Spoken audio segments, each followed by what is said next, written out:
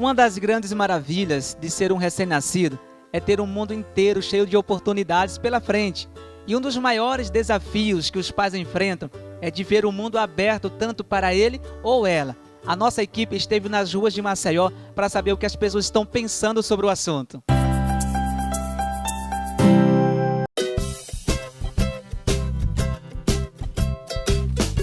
Eu sempre pensei, desde criança, em inculcar isso na mente deles, né?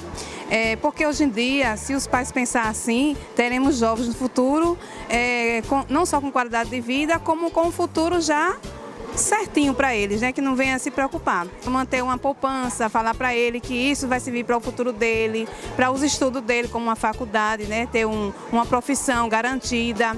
Além disso, eles vão saber quanto custa as coisas, o porquê, de onde veio. Poupar, não gastar muito, sempre guardar dinheiro, economizar para mais na frente, no futuro, né? Já me preocupo principalmente com a educação na questão financeira, que a gente vê que criar um filho não só é alimentação, não só é plano de saúde, mas a educação é o que mais pesa hoje no bolso dos pais, a gente sabe disso. Então eu já tenho essa preocupação com ele na faculdade, a gente já começa a poupar, já começa a educá-lo. Olha, a gente não pode comprar isso agora porque a gente tem outra prioridade. A economia de uma família depende também da economia da nação. Se um país investe em planejamento familiar, dando condições de quê? Para que os nossos filhos possam estudar em escolas públicas e também frequentar a faculdade.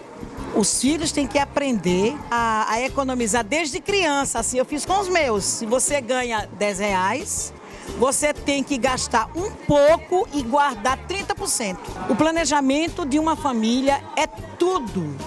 Porque você precisa ter o quê? Você precisa ter, se puder, um plano de saúde, você precisa ter a sua moradia, você precisa ter a sua alimentação, você precisa ter os gastos escolares, que é caríssimo. Depois dessas opiniões, nós estamos aqui com um especialista em gestão financeira, que vai falar melhor sobre esse assunto, Alberto Pontes. Tudo jóia, Alberto? Tudo bem, Paulo. Alberto, quais são as ferramentas necessárias para tornar possível um planejamento financeiro? Para ter um planejamento financeiro adequado para os filhos, primeiramente tem que ter um planejamento adequado nos pais, com os pais.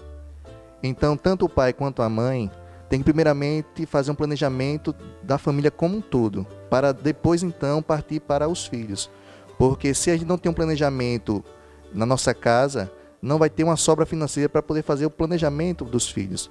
Então, em primeiro lugar, se possível, fazer uma planilha. Se não souber mexer na planilha, não tiver intimidade com computadores, pode ser num papel mesmo e caneta, anotar todas as despesas, todos os gastos do mês, seja com alimentação, com transporte, vestuário, aluguel ou prestação da casa própria, empréstimos que houver e demais compras e demais despesas, inclusive cartão de crédito.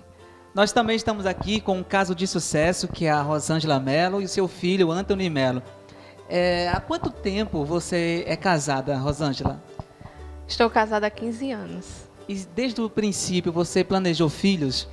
Planejamos, sim, mas no momento mais adequado. Nós queríamos nos organizar primeiro, para depois vir os filhos. Rosângela, quando você pensou em ter filhos, qual foi o planejamento que você teve?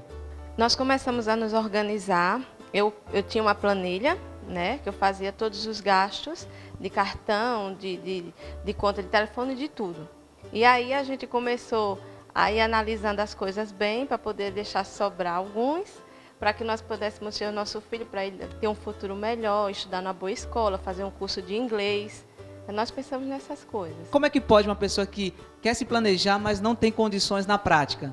O planejamento, na teoria, é uma coisa muito bonita de se ler.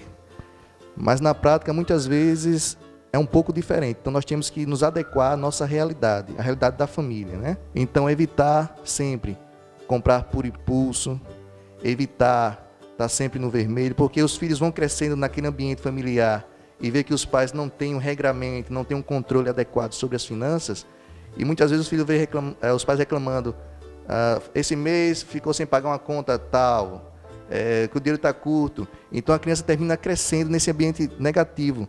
Então ela vai pensar que o dinheiro é uma coisa escassa e uma coisa negativa, o que não é.